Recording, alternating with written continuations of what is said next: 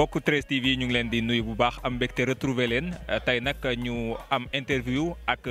koo xam ne kenn du ko présenté ci milieu football bi muy Bouna Koundoul Bouna Koundoul ñu ngi leen nuyu. waaw maa ngi nuyu waa 13 TV di leen ñaanal yàlla di leen remercier ci déplacement bu métti bi ak temps bu gàtt bi ngeen bàyyi seen lépp ñëw ba ci banlieue bi fii sama koñ Guédiawaye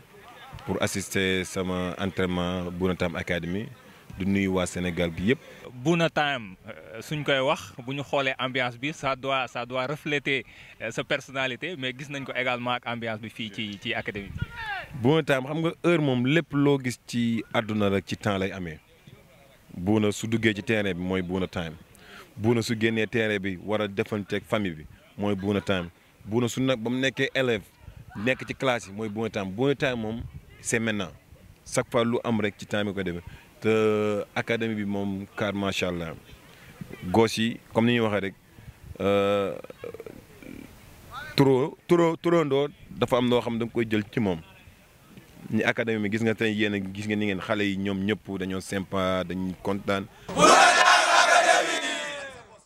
alors Bouna Time mooy li nga tuddee sa académie bi lan moo taxoon nga initier ko.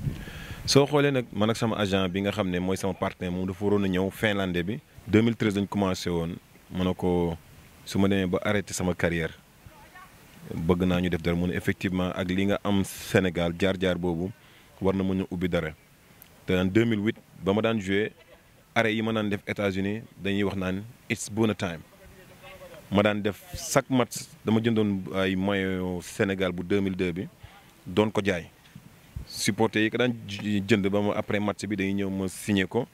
su année bi jeexee ma collecté ne lu mu mënti nekk ñu jënd ko ay matériel envoyé ko mu ñëw Sénégal. léegi ma ne pourquoi pas man ci sport laay yëngatu ci sport laa mën a jàppale nit ñi mu ubbi loo xam ne li ma dund États-Unis ndaxte États-Unis ba mu fa demee dafa amoon sport étude même chose nag laa bëgg a def même chose Bouna Time Academy te ñu ngi ci tànk yi ndaxte man bëgguma rek booy jël seen vie bi yëpp teg ko ci football bi. sama doom bàjjen yi nga xam ne wala sàlleen yi xam ne seen xel taxut a demee noonu ñooñu même su fekkee dañ nekk ci académie di football ils sont obligés ñu jëlaat beneen métier war nañ def formation wala jàng benn métier daal mun ko booleeg sport bi. ba sax dañoo affilié ak benn école de football bu tudd Paradis FC sama grand kaw bari moom ko di ko remercier mu yombal ñu liggéeyam su ko defee moom moo ñuy fournir joueurs yi au lieu ñuy dem di def ay tests. bu jour bu baax ñoo day jaar ci Paradis FC su génnee comme man 2 catégories la am dama am moins de 16 ans ak moins de 19 ans léegi petite catégorie bi moom moo ko yor su génnee rek day ñëw ci Bouna Time Academy. ñu bëgg a xam les objectifs à court moyen et long terme lan la objectif yi. d'abord ni sama tur ni Bouna Time nekkee international ndax Bouna Time am na États-Unis foofu la commencé am naa fa goalkeeper academy pour les gardiens. Bouna Time ma ñëw nag léegi Bouna Time Academy installé ko fii mais balaa maa xool fu sori damay xool académie yi fi jaar ba réussir da ngay xool jàmbaar kooku exemplaire. Génération foot Dakar Sacré-Cœur nga dem Galaxy foot mon copain mon coéquipier Salif Diaw entraîné de def liggéey bu am solo ma bëgg a def mam tamit même chose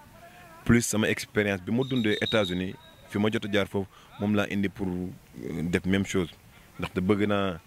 ñu toog ba ci yàgg mon ami Sadio Mané fan la jaar ñu ne jaar na fii suñ demee nag ba ci 2 ans wala 1 an wala 3 ans yi ñu ne le gardien de l'équipe nationale passé na Bouna Time Academy fa la jaaree wala ñu ne joueur tel jaar na Bouna Time Academy man li ma amoon dama bëgg xale yi may liggéey ñu am lu ëpp loolu ni ma ko doxalee boo yi nga xam ne dañuy jàng ak yooyu su fekkee ne dañu am ñaari choix yaar ñu yóbbul États-Unis nga jàng continuer sa football comme yoon bi ma jaar wala soo mënee dem Europe nga dem tenter chance wala dañuy dem ba 3e choix bi mooy ñu toog fii di compétir di jouer ci championnat bi ko defee ñii mën nañ dem Europe ñii toog fii ñii dem États-Unis moom daal tous les portes dañ ko ubbi sont ouvertes opportunité bu am rek dañ ko jéem a utiliser. Bouna Koundoul tey mu ngi gérer li nga xam moom mooy académie mais il y a pas longtemps Bouna mu ngi doon jouer nekkoon international nekk ci club sa fin carrière comment ça s'est passé. sama fin carrière mën naa wax ne 2014 la commencé ba sam papa gaañoo yal na ko yàlla yërëm xare ko àjjana ci laa commencé di daal li ma daan sentir li ma daan kii commencé wàññeeku ndax dafa amoon fi ma tolloon dafa amoon li mu doon joué lu bëri sama carrière moo tax après CAN 2015 bi ma am déception bu rëy nag ndaxte 2008 génnuñu premier tour 2010 qualifié wuñu 2012 génnuñu premier tour 2013 qualifié wuñu 2015 génnuñu premier tour parce que mën naa wax 5 coupes d'Afrique te chaque fois suñu demee dañ naan Sénégal mooy favori bi ndax soo jëlee suñu joueur par benn amul équipe bu tolloo ñun mais suñu demee rek day am benn déception bañ demee 2015 bi après foofu laa njëkkee jëlee sama retraite équipe nationale. Alain Giresse ñu am benn réunion président Augustin Senghor maa ngi koy nuyu de passage ministre Matar Ba maa ngi koy nuyu de passage ak staff bi yëpp ak joueurs yi ñu toog man ak samay français yu sàlleen na leen peut-être ça c'est ma dernière CAN. ñu ne ma non Koundoul ma ne leen je crois que ça c'est ma dernière CAN damay arrêté. ñëwaat naa dernière sélection Aliou Cissé woo ma ci lay Abdoulaye Diallo ñëw ak yeneen ma terminé en beauté sama carrière équipe nationale avec 2-1 la mujjee sama premier match équipe nationale 2-1 la contre le Mali sama dernier match 2-1 la contre le Havre 2017 nag laa arrêté 2016 ma toog waxtaan ak sama petit frère bi Lamine moom nga xam ne moom mooy trésorier académique bi Baye Lamine maa ngi koy nuyu. léegi mu ne ma il faut ma ñu teg plan ma ne damay delluwaat États-Unis su ma delluwaatee foofu commencé jël samay diplôme entraîneur ba instant bi sori naa ci am naa ci yenn diplôme maa ngi fa di entraîner ay équipes yu bëri ak même équipe professionnelle 2017 laa décidé ne daal pare naa ci ndaxte amour bi ma daan am dugg ci terrain bi léegi maa ngi koy am en tant que entraîneur. di gis ay jeunes talents yoo xam ne damay gis sama bopp ci ñoom ma ne kii lépp lu ma xam lépp dama koy jox damay bëgg xale bi réussir ëllëg ci biir li ma ci bëgg rek nag kii de maa ko entraîné en même temps tamit nekk agent am maa ko entraîné maay agent am maa ko yóbbu Europe mu signé comme Babacar Diop bi ma indi mooy sama premier jour boo xam ne maa ko signé mi ngi doon joué Turquie maa ko fa jëlee yóbbu ko Finlande mu signé un grand attaquant te d'ici peu de temps du ma wax dara rek mais li ci kanam rawti bët waaw. tey ñu ngi 2020 dugg 2021 équipe nationale bu Sénégal boobu ak léegi ak actuellement ban regard nga ci porté. soo gisee du dañ ne deux dernières années yëpp xaw ma 3 années yëpp Sénégal mooy numéro 1 Afrique numéro 1 Afrique du ku nekk moo koy ne du par loterie nga koy gagné liggéey moo leen fa teg instant bi def na loo xam ne amul benn entraîneur bu ko defagum waaye nag am na opportunité boo xam ne amul benn entraîneur bu ko am à part Claude Leroy ndaxte temps bi mu am durée bi mu am ak tamit lim lu mu defagum amul kenn ku ko defagum moom mooy le premier coach boo xam ne joué nag match ak Brésil te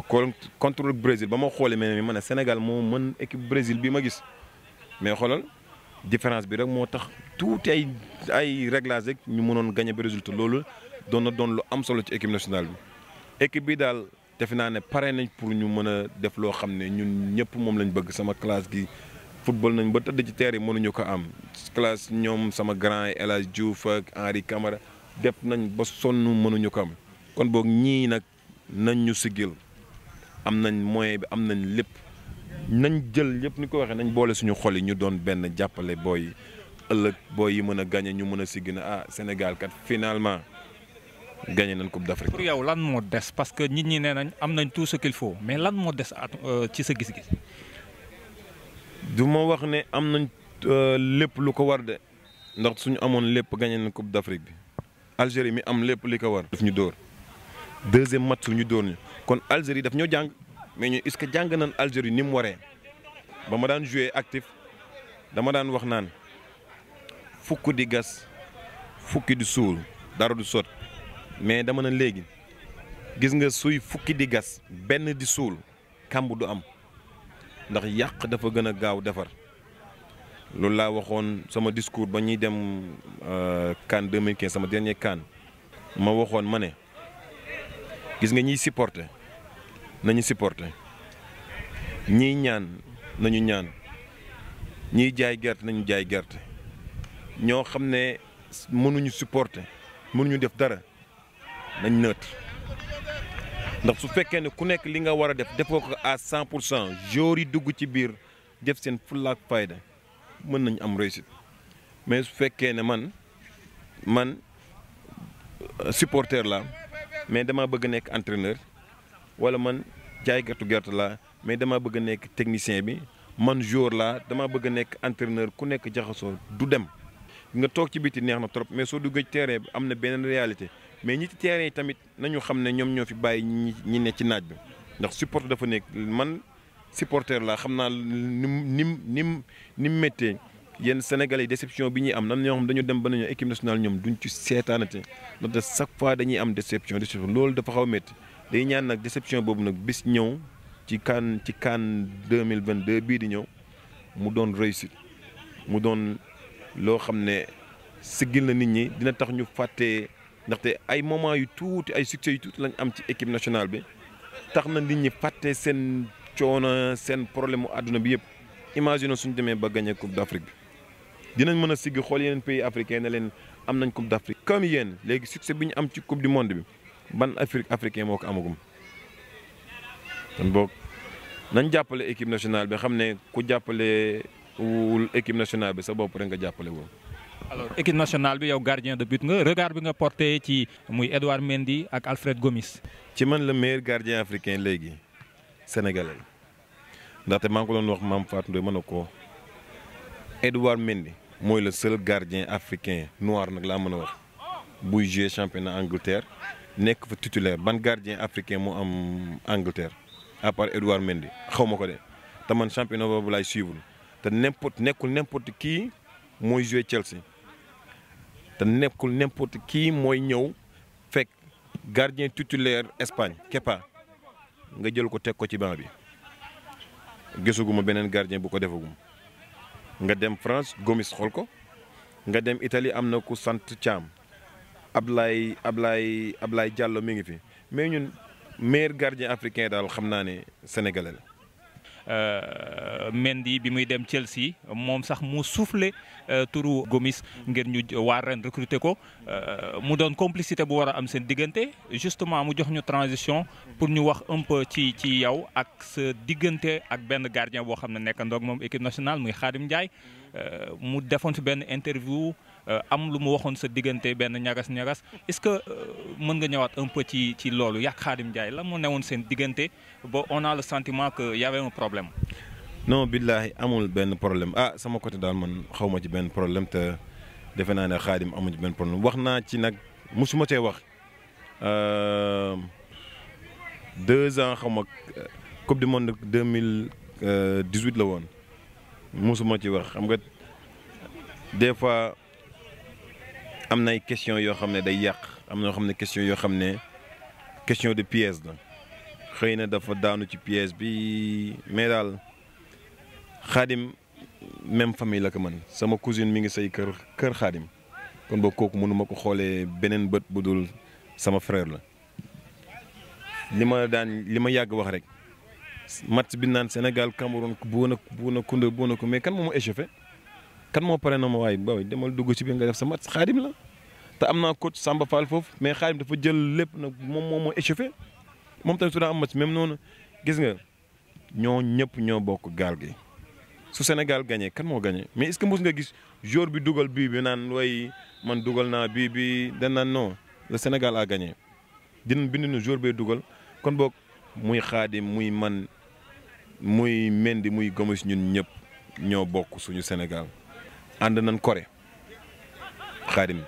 lu ci bëri suñ paree sama néeg lan daan toog moom xam na bu baax li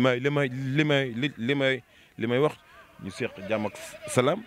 te nekkul lu ñuy yëkkati di wax ci kaw man nag du ma def dara di génn di wax jotoon naa ci wax tuuti sorti sax te après sax man a jarul woon wax yooyu mais le passé c'est le passé amul solo li ci kanam daal moo ëpp solo. benn kàddu ci Pape Bouba Diop ak décès bi bi nga xam ne am na ko. d'abord maa ngi jaale Sénégal gi yëpp di jaale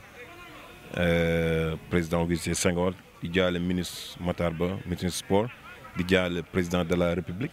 di jaale famille Pape Bouba Diop en passant par son grand frère Aliou Diop démb dama waroon dem kër ñoom Pape Bouba Diop démb mercredi mais dafa amaat beneen décès bi famille bi demoon loo taxoon jotuma foon dem benn affaire laay wax ci Pape Bouba Diop ba léegi déggagoo ñu naan joueur bi il joue comme Pape Bouba Diop di nga gis naan oh kii moo xaw a jël El Hadj Diouf kii xaw na jël Henri Camara kii xaw na jël Bouna Koundoul mais déggagoo ba léegi Pape Bouba Diop mooy joueur yoo xam ne moom dafa mel ne yàlla da leen defal benn yoon rek bàyyi leen fa amul kenn ko repère ndaxte li ma gën a sax choqué mooy ba ma déggee Paul Scholes joueur Manchester United bi mu ne Pape Bouba Diop di xëccoog moom bal 50-50 perte sa temps la joueur boobu manqué na liñ ko defal nii nag jomb ko waaye ak a neexoon ñu defal ko ba muy dund mu gis ñu fekkee mu xam mais ñun dañuy bàyyi ba niñ koy waxee ba sawaay dem ñu naan cey sawaay moom la ndem si yàlla ndongo la waxoon ndaanaan bu deewee jëf ja wóor yi ndax nettali ja Cristiano Ronaldo mi ngi dund te defal nañ ko statut Pape Bouba Diop yàlla na ko yàlla yërëm xare ko àjjana suñ ko defoon ci ba muy dund du gënoon neex dina gën a jox nit ñi na man tamit bëgg naa am li Pape Bouba Diop am dinaa xat sama tànk tubay mais xoolal exemple Sadio Mané li El Hadj Diouf def moom dafa ñëw def ko te dañuy ñaan tamit su ko répété wul keneen ñëw def lu raw li Sadio Mané def su ko defee ñuy waxee we building on est en train de construire ku nekk nag sa passage équipe nationale di nga fa def léegi kenn mënul matal lépp soo defee ba pare bàyyi keneen dina ñëw yokkaat ci keneen dina ñëw yokkaat soo gisee noonu mooy tabax immeuble mais kenn du jékkee ci kaw wàcc ci suuf ngay commencer pour yéeg ci kaw. waaye ñàkk nañ joueur ñàkk nañ légende ñàkk nañ joueur bu discret boo xam ne wax ju bëri du moom waaye liggéey bu bëri moom maa ngi parti sama première sélection ba may ñëw dugg ci versaire yi moom laa njëkk a gis Henri Camara ni i daay na mën a non kalmal rek sa waay joueur professionnel comme ñëw nga mais dama ne xool ndax 2002 ma ñëw ni i Pape Bouba Diop ay booy ça va ci jàmm ba kaan suñu daan toog ni suñu wanee ginnaaw ni yaa gis ku ñëw rek fëgg ma Bouba su ma tourné ñu ne oh Bouna la ok pardon da ngeen am xaw a am tuuti trait de ressemble moo tax États-Unis dafa am ñu may woo ñu bëri am na sama benn tonton Conté donc kooku moom mooy ci man mooy numéro 1 fans équipe nationale moom lu mënti am man lay woo noonu bu Pape Bouba Diop gaañoo dañ may woo di ma jaale Pape Bouba Diop ku nekk ak may woo di ma jaale Pape Bouba Diop kon boog li mu bàyyi ci ginnaaw yàlla na si yàlla teg loxoom yàlla na yàlla may njaboot gu xolub muñ te ñaanal ñi ngi ñaan yàlla daal yàlla na fi gëj ndax da moom deedu jaas waaye yàlla na fi gëj daal. sa kàddu gu mujj. waa 13 TV ak ñi seetaan ñëpp maa ngi leen di nuyu di leen wax na jàpp leen ci 13 TV ku ñëw day dem ku ñëwul day dem dafa mel ni Bouna time rek heure la heure moom kenn mënu ko arrêté. kon boog suy ndaw yi ci liggéey ba indi lu mel ni 13 TV loo xam ne day créer emploi lépp luy créer emploi boo xam ne day jariñ nit ñi dañ ci war a jàpp comme Bouna Time Academy day créer emploi dañ ci war a jàpp kon boog dañ leen di ñaanal ngeen dem ba nekk international 13 TV international la war a nekk su ko defee ngeen di dem maa ngi koy ñaan ñaan naa yàlla su may dem benn tournée en Europe yéen waa 13 TV kaay leen dama bëgg ngeen ànd ak yéen ndaxte lii documentaire bi yéen laa bëgg ngeen def ko kon boog maa ngi nuyu ñëpp di leen remercier ne nag xam nga temps en temps rek sàll yi damay xaw a jàdd góos làqatu tuuti ñëwaat loolu rek la mais sinon maa ngi sama petit coin di liggéey when it's time I'll be back. Thank you. All right. Merci beaucoup Bouna merci beaucoup gis ngeen mbokk 13 TV yi tey moom lañ ñëwoon seet si fii ci Géejawaay ci académie bi nga xam ne moom moo ko yor waxtaan ak moom di ko jaajëfal ci disponibilité ak simplicité bi di leen jaajëfal yéen it di leen dig daje très prochainement ci biir 13 TV.